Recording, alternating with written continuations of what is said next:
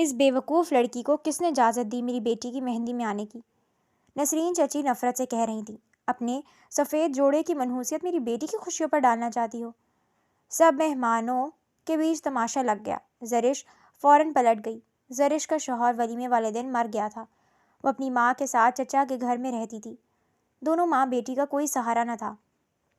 سب اسے منحوس سبز قدم کہتے تھے سمجھتے، لیکن شادی میں حشام ملک جب اس سفید لباس والی لڑکی کو دیکھا تو حیران رہ گیا۔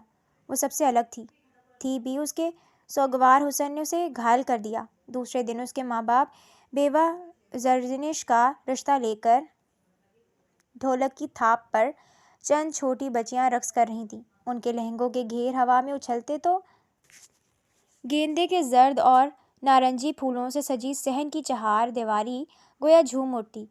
ہر طرف گیندے کے پھولوں کی تیز میٹھی مہک رچی بسی تھی، جو شام کی خنکی میں اور بھی گہری ہو رہی تھی۔ دلہن رائما زرد رنگ کے کامدار لہنگے میں عام دنوں کی نسبت کہیں زیادہ خوبصورت، خوش و خرم اور چمکتی لگ رہی تھی۔ ہر طرف خوشیاں تھیں، رنگ تھے، کہکہے تھے، مگر اس وسیع و عریض گھر کی نچلی منزل میں ایک کمرہ ایسا بھی تھا جہاں نہ خوشیاں پہنچ سکتی تھی نہ کوئی رنگ۔ رامین نے تھک کر ہلکا سا پردہ سرکا کر باہر دیکھا۔ بچیاں ابھی بھی تھرک رہی تھیں۔ بڑی لڑکیاں ڈھولک بجانے کے ساتھ ساتھ مہندی کے سریلے گیت گا رہی تھیں۔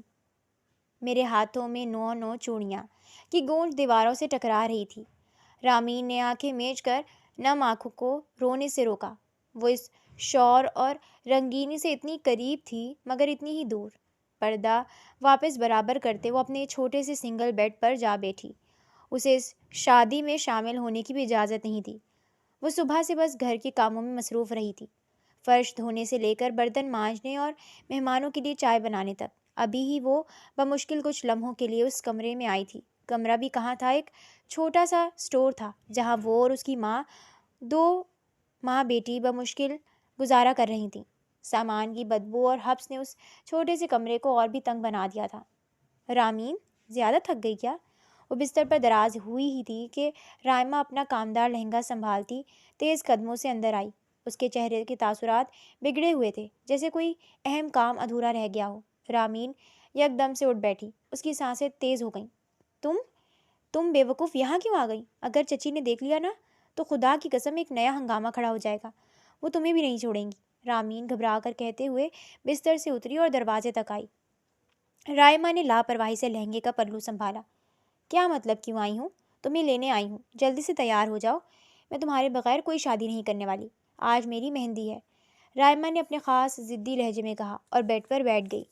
وہ پورے گھر میں اکلوتی تھی جو رامین کو اپنا مانتی تھی، اور شاید اس کی محبت میں رامین کی تذلیل کا خوف تک شامل نہیں تھا۔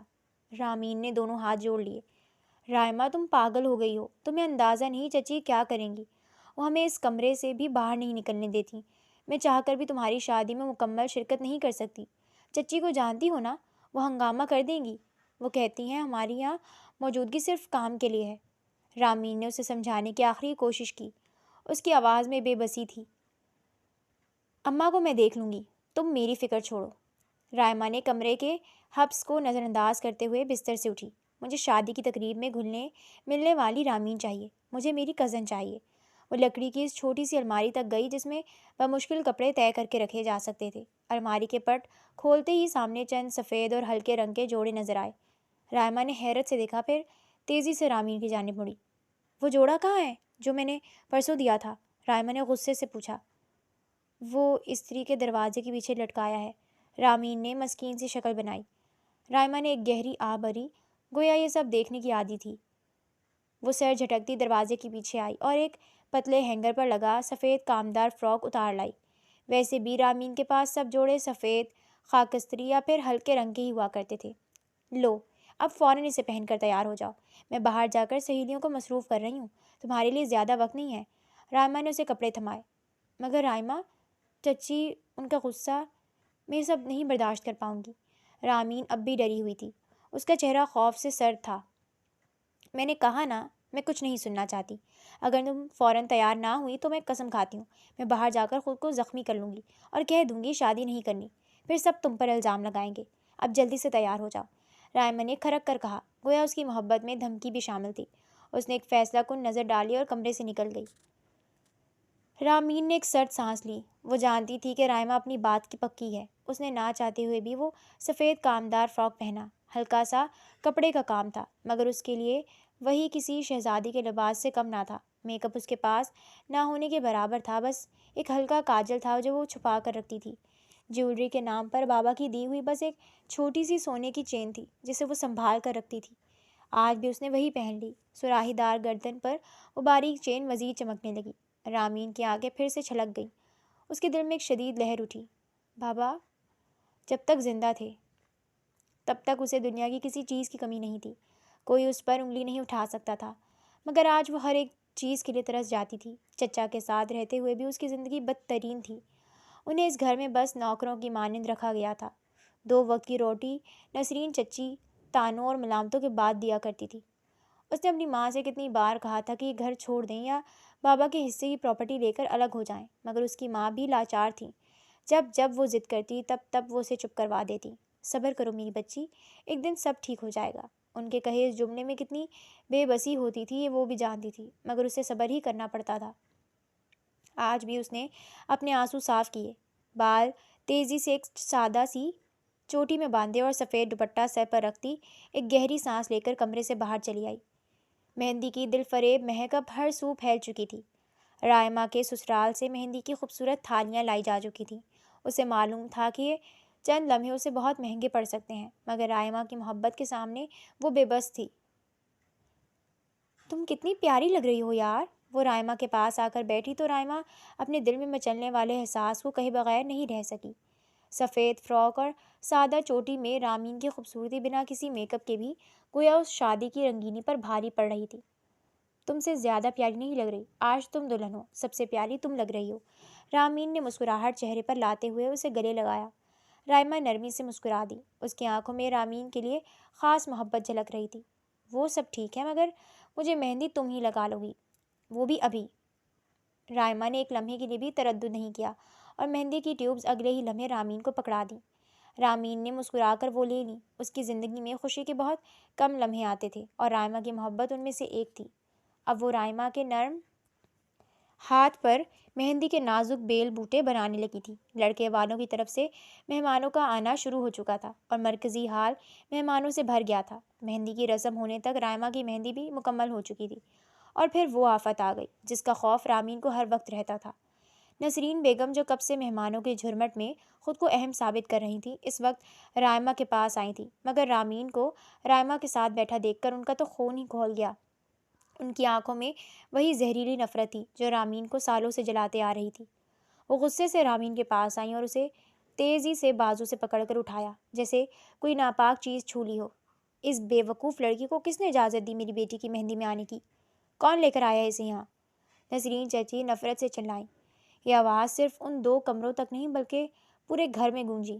رامین سہم کر نسرین بیگم کا زرد اور غضبناک چہرہ دیکھنے لگی۔ کیوں بی بی؟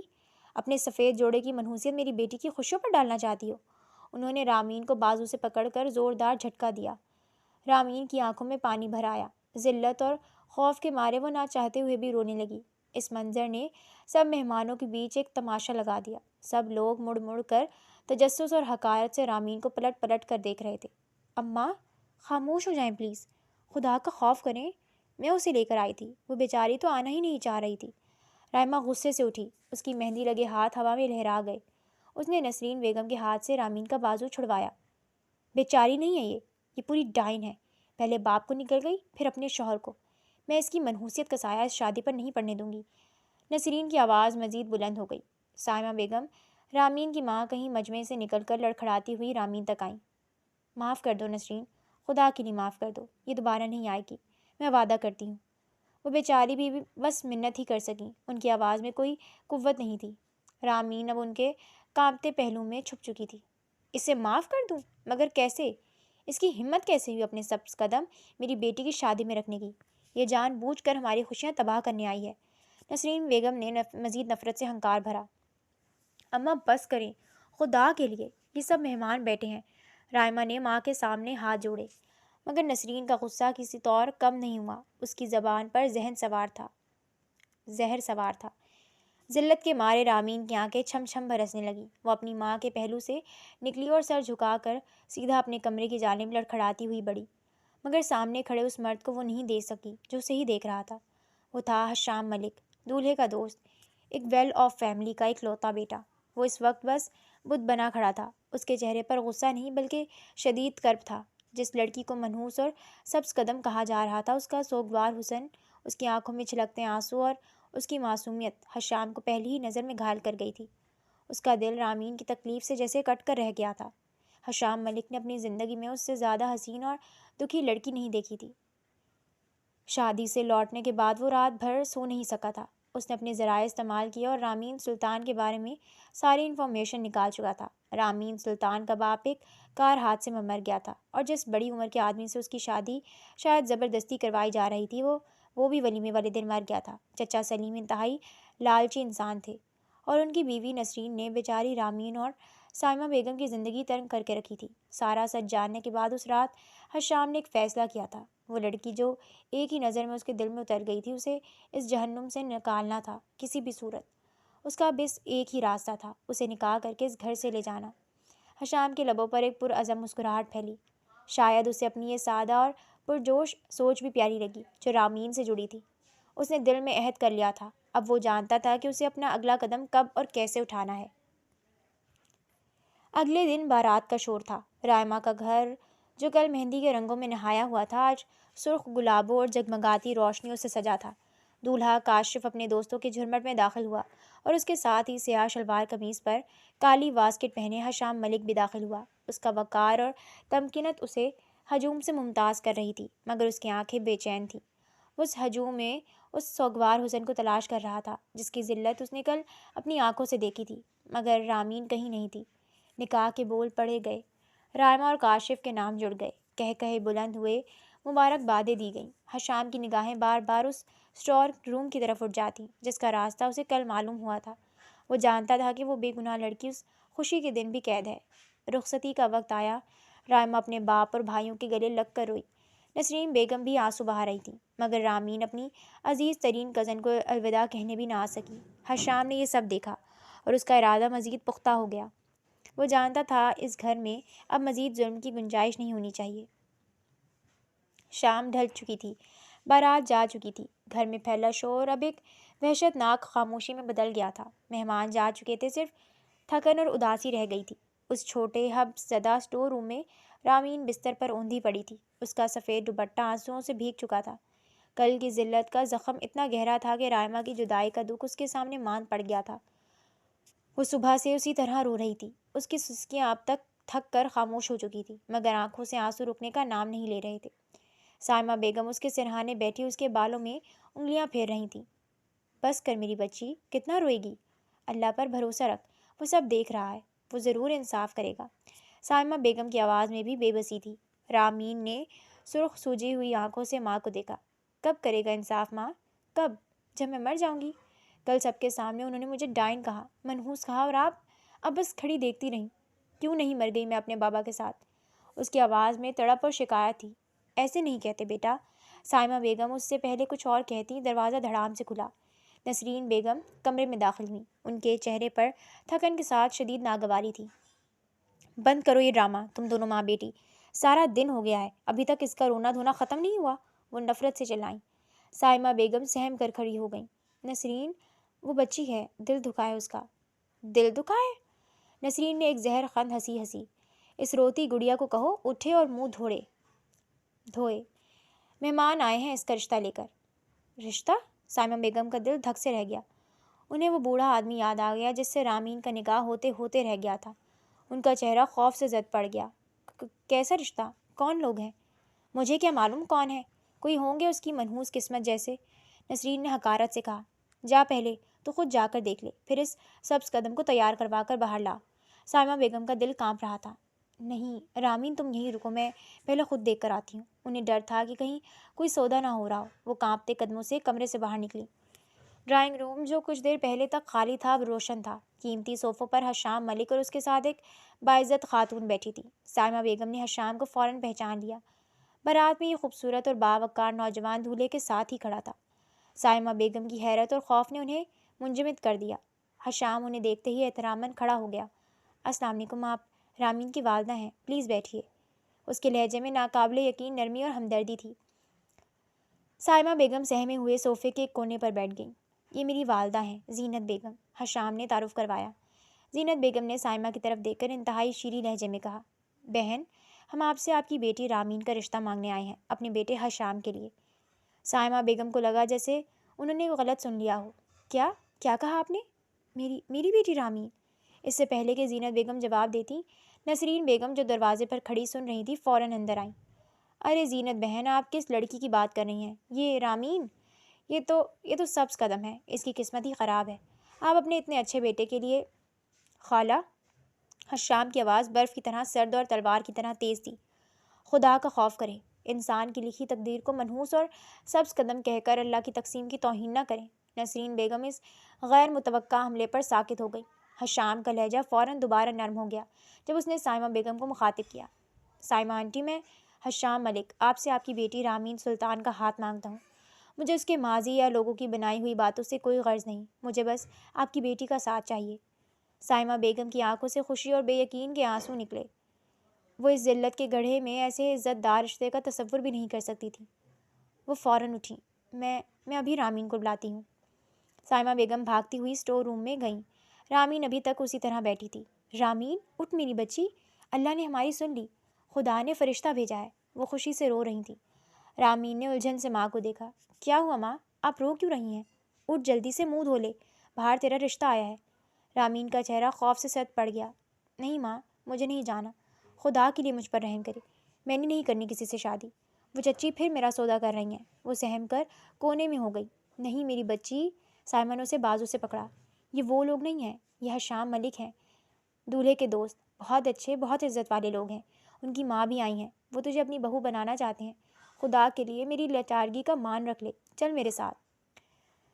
ماں کی بے بسی اور آنکھوں میں امید کی چمک دیکھ کر رامین انکار نہ کر سکی۔ وہ اٹھی، آنسوؤں سے بھیگا چہرہ دھویا اور اسی سفید سادہ فراک میں سر پر دوپٹہ اوڑھے کانپتے قدموں سے ماں کے پیچھے ڈرائنگ روم میں داخل ہوئی۔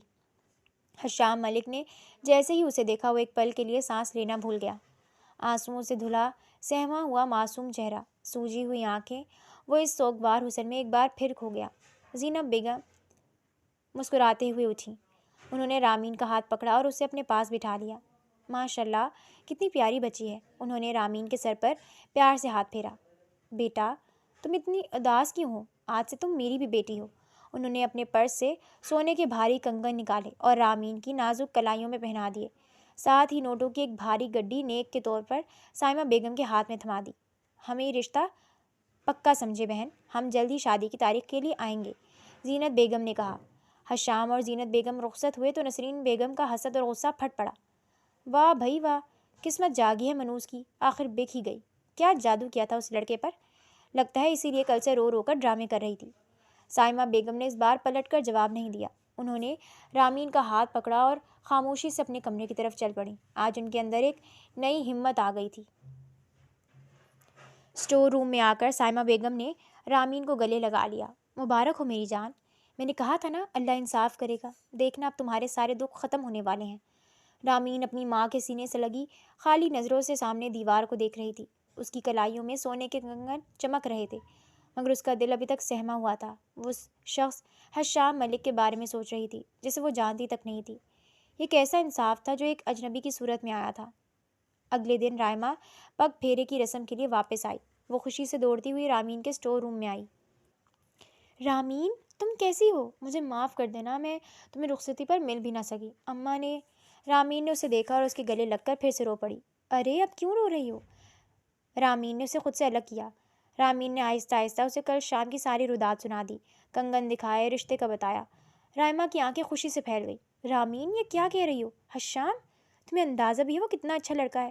وہ کاشف کا سب سے اچھا دوست ہے، بہت سلجھا ہوا اور کتنا ہینڈسم ہے۔ اللہ، مجھے یقین نہیں آ رہا، تمہیں تو دنیا کی ہر خوشی مل گئی۔ رائمہ خوشی سے جھوم رہی تھی، مگر رامین اداس ہی رہی۔ مگر رائمہ، میں انہیں جانتی نہیں ہوں، مجھے ڈر لگتا ہے۔ رائمہ نے اس کا چہرہ ہاتھوں میں تھام لیا۔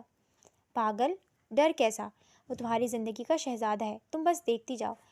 رامین نے ایک گہری سانس لی۔ اس کی نظریں اگلے 3 دن رامین کے لیے صدیوں پر بھاری تھے۔ وہ اس حبس بھرے اسٹور روم میں بیٹھی اپنی کلائیوں میں پڑے سونے کے کنگن دیکھتی اور اس اجنبی شخص حشام ملک کے بارے میں سوچتی رہی۔ کیا وہ واقعی ویسا تھا جیسا اس نے خود کو ظاہر کیا، یا یہ بھی ایک سراب تھا، ایک اور دھوکہ؟ اس کا دل جو ذلت اور خوف کا عادی ہو چکا تھا، اس اچانک ملنے والی عزت پر اعتبار کرنے کو تیار نہیں تھا۔ رائما اس سے ملنے آئی تو رامین نے اس کے سامنے اپنے سارے خدشات رکھ دیے۔ رائما، وہ مجھ سے شادی کیوں کرنا چاہتا ہے؟ میں تو منحوس ہوں، جیسا چچی کہتی ہیں۔ میں ڈائن ہوں، میں… خاموش! رائما نے اس کے منہ پر ہاتھ رکھ دیا۔ آئندہ یہ الفاظ اپنی زبان پر مت لانا، تم حشام ملک کو جانتی نہیں ہو۔ رائما اس کے پاس بیٹھ گئی اور اس کا ہاتھ تھام لیا۔ سنو رامین، کاشف بتا رہے تھے کہ ہاشم ان کا بچپن کا دوست ہے۔ وہ کوئی عام امیر لڑکا نہیں ہے، وہ اصولوں کا پکا ہے۔ اس نے اپنی کمپنی خود بنائی ہے۔ وہ نرم دل ہے مگر ناانصافی کے سخت خلاف ہے۔ کاشف کہتے ہیں کہ حشام جس چیز کو تھام لے اسے کبھی نہیں چھوڑتا، اور اس نے تمہیں پسند کیا ہے رامین، تم پر ترس نہیں کھایا۔ یہ الفاظ مرہم کی طرح تھے۔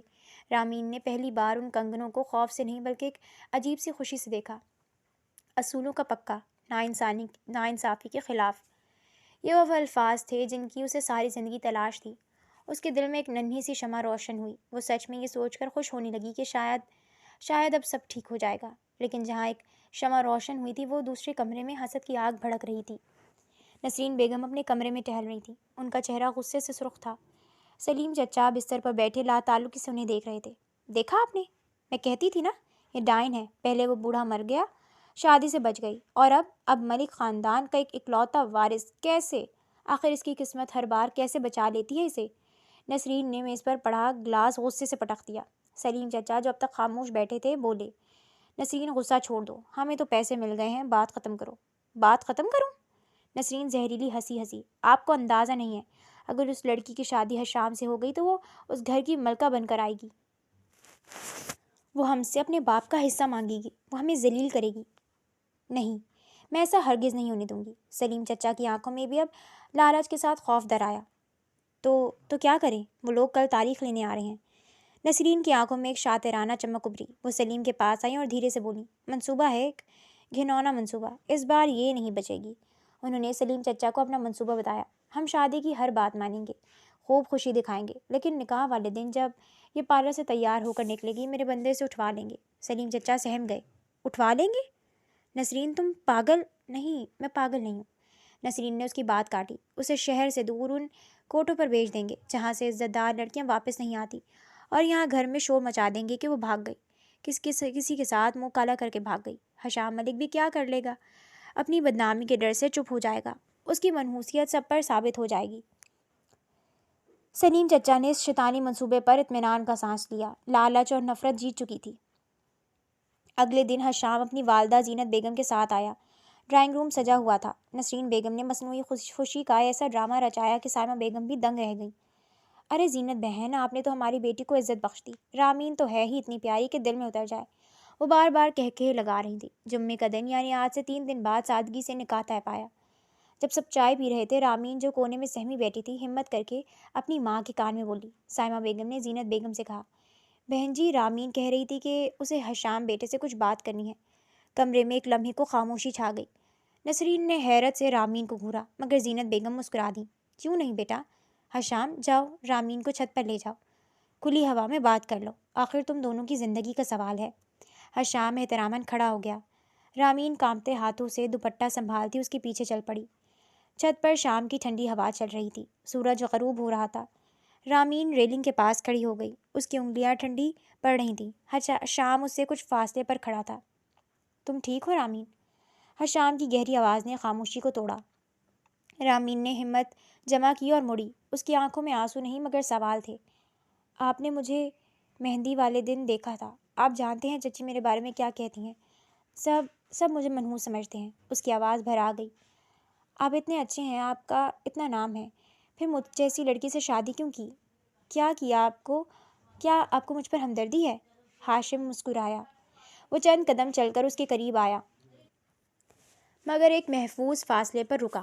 ہمدردی؟ اس نے رامین کی سوجی ہوئی آنکھوں میں دیکھا۔ جس دن میں نے تمہیں پہلی بار دیکھا تھا، جب تم رائما کو مہندی لگا رہی تھی، تب مجھے ہمدردی نہیں ہوئی تھی، تب میرا دل تھم گیا تھا، اور جب اس عورت نے تمہیں ذلیل کیا تب مجھے غصہ آیا تھا، اتنا غصہ کہ میں اس کا گھر جلا دیتا۔ وہ رامین کی اور قریب آیا۔ میں نے تمہاری خوبصورتی اور معصومیت کو اس دن ذلیل ہوتے دیکھا رامین۔ لوگ چاند پر تھوکنے کی کوشش کرتے ہیں، اس کا مطلب یہ نہیں کہ چاند داغدار ہو جائے۔ مجھے تم سے ہمدردی نہیں رامین۔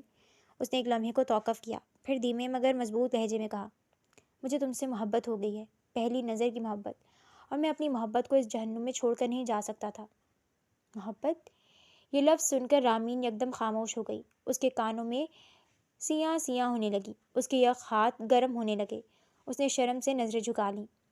اس کے گال جو آنسوؤں سے جلتے تھے آج شرم سے دہک رہے تھے۔ حشام اس کی خاموشی سے لطف اندوز ہوا۔ جمعے کو تمہیں لینے آؤں گا، تیار رہنا، وہ کہہ کر مڑا اور نیچے چلا گیا۔ رامین وہیں کھڑی رہی، اس کا دل زور زور سے دھڑک رہا تھا۔ اگلے دن خواب کی طرح گزر گئے۔ حشام نے ضد کی کہ وہ رامین کو شاپنگ پر لے جائے گا۔ نسرین نے منہ بنایا مگر زینت بیگم کے سامنے ان کی نہ چلی۔ حشام اسے بازار لے گیا۔ رامین نے زندگی میں پہلی بار اتنی عزت محسوس کی۔ حشام نے اس کے لیے اپنی پسند کا ایک گہرا سرخ جوڑا خریدا۔ نکاح پر یہی پہننا، سرخ رنگ تم پر بہت جچے گا۔ اس کے لہجے میں مان تھا۔ وہ راتوں کو اسے فون کرتا، زیادہ باتیں نہیں ہوتی، بس اس کا حال پوچھتا۔ رامین کی ہچکچاہٹ آہستہ آہستہ اعتماد میں بدل رہی تھی۔ وہ اس اجنبی کی محبت میں گرفتار ہونے لگی تھی۔ نسرین بیگم یہ سب دیکھتی اور ان کا دل جل کر کڑتا۔ کوئی بات نہیں، وہ دل میں کہتی، ہنس لے جتنی ہنسنا ہے، جمعہ تیری زندگی کا آخری خوشی کا دن ہوگا۔ پارلر میں رامین بیٹھی تھی، وہ سرخ جوڑے میں ملبوس تھی، اس کا چہرہ نور سے دمک رہا تھا۔ آج اس کے چہرے پر خوف یا اداسی نہیں بلکہ ایک میٹھی سی مسکراہٹ تھی۔ وہ حشام کے بارے میں سوچ رہی تھی، وہ شخص جو فرشتہ بن کر آیا اور اسے اندھیروں سے نکال کر روشنی میں لے آیا۔ وہ اب یقین سے کہہ سکتی تھی کہ وہ حشام سے محبت کرنے لگی تھی۔ رائمہ بھی اس کے ساتھ تھی، وہ اسے مسلسل چھیڑ رہی تھی۔ اوہ ہو، تو ہماری رامین بھی شرمانا جانتی ہے، کیا بات ہے، حشام بھائی نے 2 دن میں ہی پاگل کر دیا۔ رامین صرف مسکرا دیتی۔ جب وہ مکمل تیار ہوئی تو رائمہ نے اسے شیشے میں دیکھا اور دم بخود رہ گئی۔ رامین تم؟ اس کی آنکھوں میں آنسو آ گئے۔ ماشاء اللہ، حشام آج تمہیں دیکھ کر پاگل ہو جائے گا، تم قیامت لگ رہی ہو۔ رائمہ نے اس کے سر پر ہاتھ پھیر کر اس کی نظر اتاری۔ بس رائمہ، چلو دیر ہو رہی ہے، وہ آتے ہوں گے۔ رامین کی آواز خوشی سے کانپ رہی تھی۔ دونوں ہنستی ہوئی پارلر سے باہر آئیں۔ رائمہ نے گاڑی کا دروازہ کھولا مگر جیسے ہی رامین گاڑی میں بیٹھنے لگی تھی ایک سیاہ وین تیزی سے بریک لگاتے ان کے سامنے آ رکی۔ اس سے پہلے کہ رامین یا رائمہ کچھ سمجھ پاتی 4 نقاب پوش اترے۔ کون ہو تم لوگ؟ ہٹو، رامین اندر جاؤ۔ رائمہ نے بہادری سے انہیں روکنے کی کوشش کی۔ ایک غنڈے نے بے دردی سے رائمہ کو دھکا دیا، اس کا سر گاڑی کے دروازے سے زور سے ٹکرایا۔ آہ! ایک چیخ نکلی اور وہ زخمی ہو کر زمین پر گری۔ رائمہ! رامین چیخی۔ اس سے پہلے کہ وہ مڑتی ایک مضبوط ہاتھ نے اس کے منہ پر کلوروفارم والا کپڑا رکھ دیا۔ نہیں، حشام! یہ اس کی آخری آواز تھی۔ اس کی آنکھوں کے سامنے اندھیرا چھا گیا۔ غنڈوں نے اسے بوری کی طرح اٹھایا اور وین میں پٹک دیا۔ سیاہ وین اسی تیزی سے دھول اڑاتی ہوئی غائب ہو گئی۔ پیچھے پارلر کے دروازے پر رائمہ زخمی پڑی تھی، اس کے سر سے خون بہہ رہا تھا اور رامین کے خوبصورت سرخ دوپٹے کا ایک ٹکڑا زمین پر گرا تھا۔ آہ!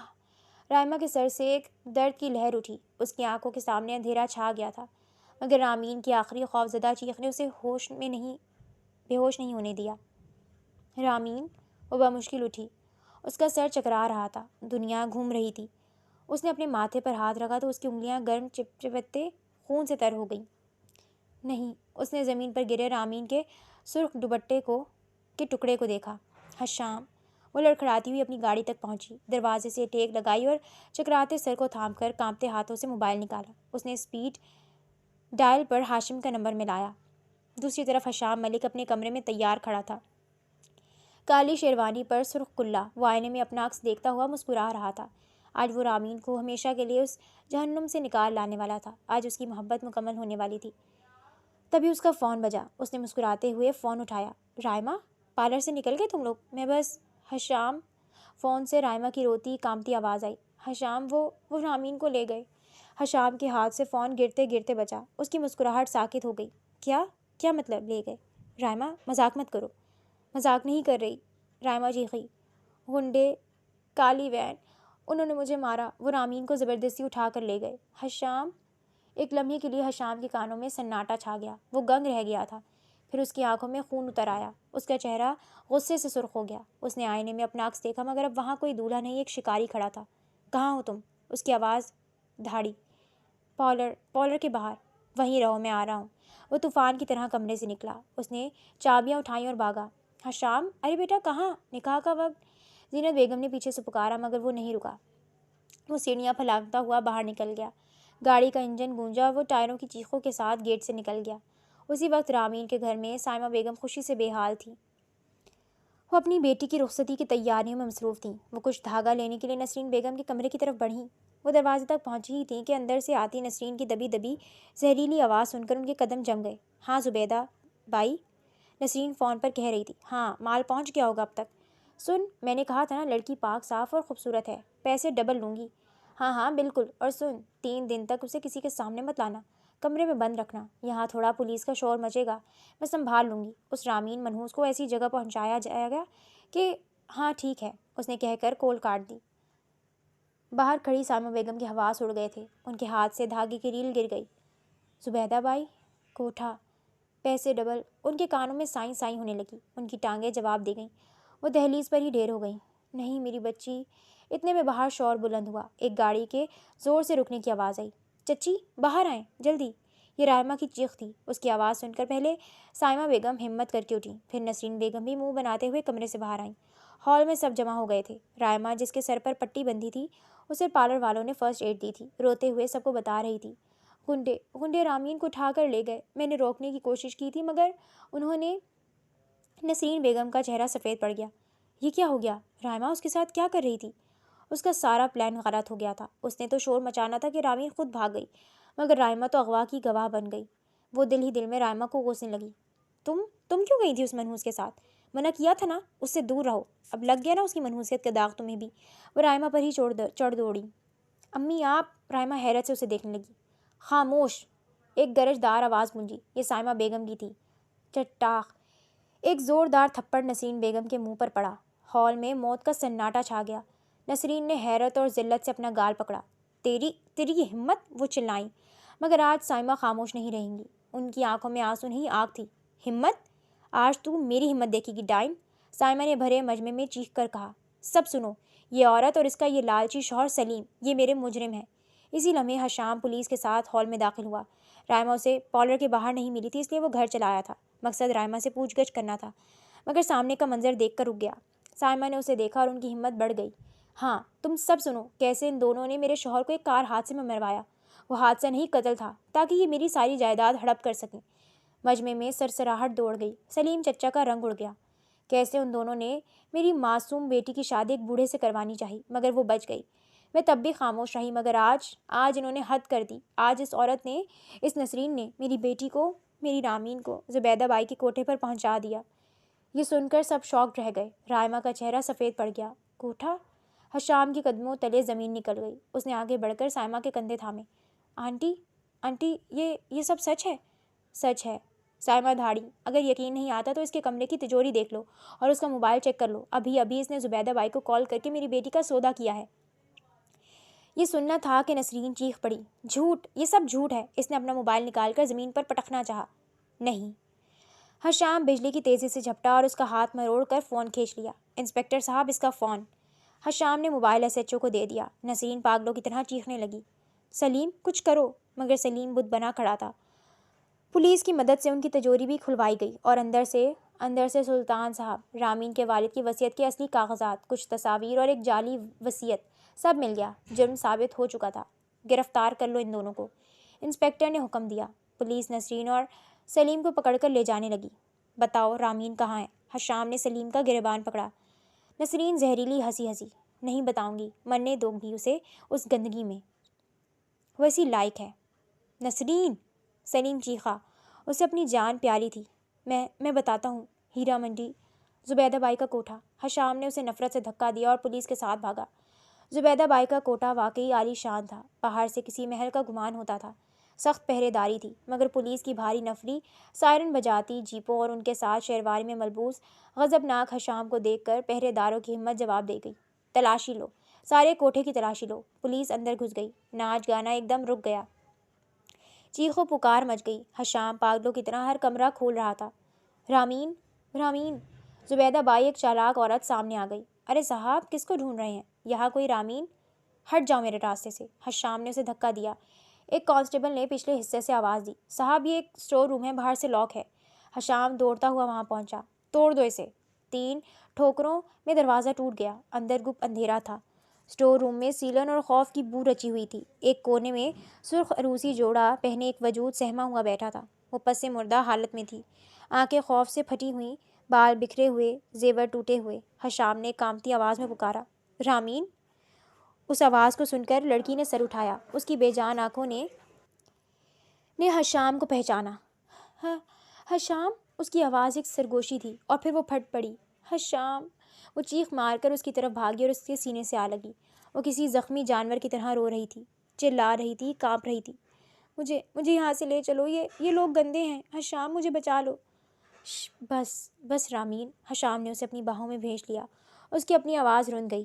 میں آ گیا ہوں، اب تمہیں کوئی ہاتھ نہیں لگا سکتا۔ حشام نے اسے تسلی دی، اپنی شیروانی اتاری اور اسے عزت سے اڑا دی، اسے اپنی باہوں میں اٹھایا اور اس جہنم سے باہر لے آیا۔ وہ شدت سے کانپ رہی تھی۔ حشام نے گاڑی کا دروازہ کھولا اور اپنی باہوں میں رامین کے بے جان کانپتے وجود کو انتہائی احتیاط سے اٹھا لیا۔ اسے سیدھا اپنے گھر لایا۔ اس کا خوبصورت سرخ عروسی جوڑا جگہ جگہ سے پھٹا ہوا اور دھول میں اٹا تھا۔ اس نے اپنی شیروانی، جو اب اس کی ملکیت اور پناہ کی علامت تھی، رامین کے گرد مضبوطی سے لپیٹ دی تھی۔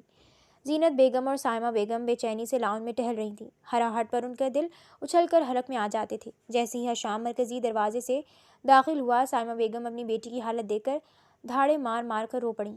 میری بچی، ہائے، ان ظالموں نے میری بچی کا کیا حال کر دیا۔ زینت بیگم نے آنسوؤں کو ضبط کیا۔ ان کا دل خون کے آنسو رو رہا تھا۔ رامین کی آنکھیں خوف سے پھٹی ہوئی تھیں، بے جان تھیں۔ وہ خلا میں گھور رہی تھی اور مسلسل کانپ رہی تھی، جیسے شدید سردی میں ہو۔ حشام نے اسے نرمی سے صوفے پر بٹھایا، اس کے پاس گھٹنوں کے بل بیٹھ گیا۔ رامین، دیکھو تم گھر پر ہو، تم محفوظ ہو۔ اس کی آواز میں وہ گھن گرج نہیں تھی جو اس نے تھانے میں دکھائی تھی، یہ مرہم جیسی نرم تھی۔ مگر رامین نے کوئی رد عمل نہیں دیا۔ حشام سیدھا کھڑا ہوا، اس کی آنکھیں شدید کرب سے سرخ ہو رہی تھیں، جو وہ اپنی محبت کے لیے محسوس کر رہا تھا۔ اس نے مڑ کر اپنی ماں کو دیکھا۔ قاضی صاحب کو بلائیں۔ حشام نے حکم نہیں اعلان کیا۔ اسی وقت میں اس لڑکی کو جس نے اتنی اذیت سہی ہے، ایک پل بھی بے نام نہیں چھوڑوں گا۔ میں اسے آج ابھی اپنی عزت اور اپنا نام دینا چاہتا ہوں۔ آدھے گھنٹے میں قاضی صاحب اور قریبی گواہ موجود تھے۔ رامین اب بھی اسی صدمے کی حالت میں تھی۔ سائمہ بیگم اس کے پاس بیٹھی اس کے یک ٹھنڈے ہاتھ سے ہلا رہی تھیں۔ بیٹی رامین؟ قاضی صاحب نے تیسری بار پوچھا، مگر رامین گمسم تھی۔ اس کے کانوں تک کوئی آواز نہیں پہنچ رہی تھی۔ حشام، جو اب تک ضبط کیے بیٹھا تھا، آگے بڑھا۔ وہ رامین کے سامنے زمین پر بیٹھ گیا۔ اس نے قاضی صاحب کو ہاتھ سے خاموش رہنے کا اشارہ کیا۔ اس نے رامین کے دونوں ہاتھ اپنے مضبوط ہاتھوں میں لے لیے۔ رامین، اس نے پکارا۔ رامین نے پلکیں جھپکیں۔ میری طرف دیکھو۔ رامین نے دھیرے دھیرے اپنی خوفزدہ نظریں اٹھائیں اور حشام کے چہرے پر مرکوز کیں۔ میں ہوں حشام، اس نے نرمی سے کہا۔ وہ سب جا چکے ہیں، وہ اندھیرا ختم ہو گیا ہے، تم میری پناہ میں ہو، کوئی تمہیں ہاتھ نہیں لگا سکتا۔ رامین کی آنکھوں سے ایک آنسو ٹوٹ کر گرا۔ کیا تم مجھے اپنی زندگی میں اپنا محافظ، اپنا ساتھی قبول کرتی ہو؟ رامین نے اس کی آنکھوں میں سچائی دیکھی، وہ سچائی جس کے لیے وہ ترسی تھی۔ اس کے خشک لب ہلے، ایک ٹوٹی ہوئی سرگوشی جیسی آواز نکلی، قبول ہے۔ حشام نے تشکر سے آنکھیں بند کیں اور اس کے ہاتھوں کو چوم لیا۔ اب سے وہ مکمل طور پر اس کی ہو گئی تھی۔ مگر یہ حادثہ رامین کی زندگی پر وہ گہرا اثر ڈال گیا تھا جو نکاح کے بول بھی فوراً مٹا نہ سکے۔ وہ کئی مہینوں تک سہمی رہی۔ پہلے چند ہفتے قیامت تھے۔ وہ اپنے کمرے سے نہیں نکلتی تھی۔ حشام، جو اس سے شدید محبت کرتا تھا، اس کے لیے ایک سایہ بن گیا تھا۔ اس نے صبر کا دامن نہیں چھوڑا۔ وہ رامین کے لیے خود کھانا لے کر آتا، مگر اسے چھوتا نہیں تھا، اسے مجبور نہیں کرتا تھا۔ رامین، میں نے کھانا یہاں رکھ دیا ہے، جب دل چاہے کھا لینا۔ میں باہر صوفے پر ہوں، اگر کسی بھی چیز کی ضرورت ہو تو بس آواز دے دینا۔ وہ دروازہ ہلکا سا کھلا چھوڑ کر چلا جاتا۔ وہ راتوں کو چیخ مار کر اٹھ جاتی، نہیں، چھوڑ دو مجھے مت مارو، حشام۔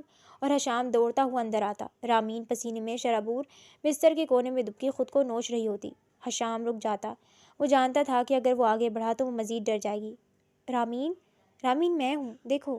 وہ لائٹ جلاتا۔ کمرے میں کوئی نہیں ہے، صرف میں ہوں۔ حشام، دیکھو تم محفوظ ہو۔ اس کے سامنے فرش پر بیٹھ جاتا اور وہ اس کے سامنے اور گھنٹوں اس سے باتیں کرتا رہتا، جب تک وہ تھک کر دوبارہ نہ سو جاتی۔ اس نے مہینوں تک اپنے بستر پر نیند کا ایک لمحہ نہیں گزارا۔ وہ اس کے کمرے میں صوفے پر سوتا، صرف اس احساس کے لیے کہ وہ محفوظ ہے۔ وہ کسی کے چھونے سے ڈر جاتی تھی۔ ایک دن سائمہ بیگم نے پیار سے اس کے بالوں میں ہاتھ پھیرنا چاہا۔ رامین چیخ مار کر پیچھے ہٹ گئی۔ نہیں، ہاتھ مت لگانا۔ سائمہ بیگم روتی ہوئی باہر چلی گئی۔ حشام نے انہیں تسلی دی۔ آنٹی اسے وقت دیں، زخم جسم پر نہیں روح پر ہے، روح کو بھرنے میں وقت لگتا ہے۔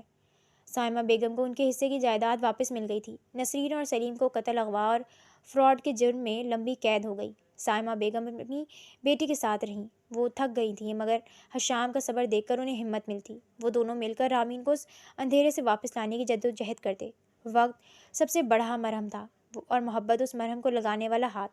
اور کچھ رائمہ نے بھی رامین کو سمجھایا تھا۔ ہمیشہ کی طرح اسے صرف رائمہ کی ہی بات سمجھ آئی تھی۔ وہ ایک چاندنی رات تھی، باغ موتیے کی خوشبو سے مہک رہا تھا۔ رامین بالکنی میں ریلنگ پر ہاتھ رکھے کھڑی تھی۔ اس نے ہلکے نیلے رنگ کا سادہ جوڑا پہنا تھا۔ اس کا چہرہ پرسکون تھا۔ حشام اس کے پیچھے آ کر رکا۔ اس نے قدموں کی آہٹ نہیں دی مگر رامین جان گئی تھی۔ وہ پلٹی۔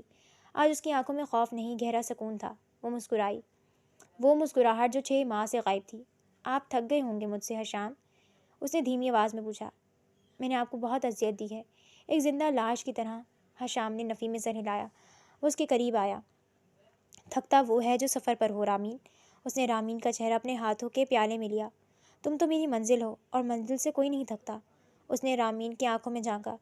جس دن میں نے تمہیں کوٹھے کے اس اندھیرے کمرے میں دیکھا تھا، میں نے اللہ سے ایک ہی دعا مانگی تھی کہ مجھے صبر دے، اتنا صبر کہ میں تمہاری روح پر لگے ہر زخم کو بھر سکوں۔ رامین کی آنکھوں میں آنسو آ گئے مگر یہ دکھ کے نہیں، تشکر کے تھے۔ آپ نے مجھے نئی زندگی دی ہے حشام، آپ نے مجھے محبت پر یقین کرنا سکھایا ہے۔ اس رات رامین نے خود اپنا ہاتھ بڑھا کر حشام کا ہاتھ تھاما۔ یہ 6 ماہ میں اس کا پہلا با اختیار قدم تھا۔ اندر چلے؟ اس نے سرگوشی کی۔ مجھے سردی لگ رہی ہے، اس نے پہلی بار بنا ڈرے بات کی تھی۔ وہ ٹھیک ہو چکی تھی۔ حشام دل سے مسکرایا، وہ مسکراہٹ جو اس کے چہرے پر بھی عرصے بعد آئی تھی۔ اس نے رامین کا ہاتھ مضبوطی سے تھاما۔ نہیں، اس نے کہا، آج مجھے تمہیں چاند دکھانا ہے۔ اس نے اسے قریب کیا اور اپنی باہوں میں بھر لیا۔ رامین سہمی نہیں بلکہ محفوظ محسوس کر رہے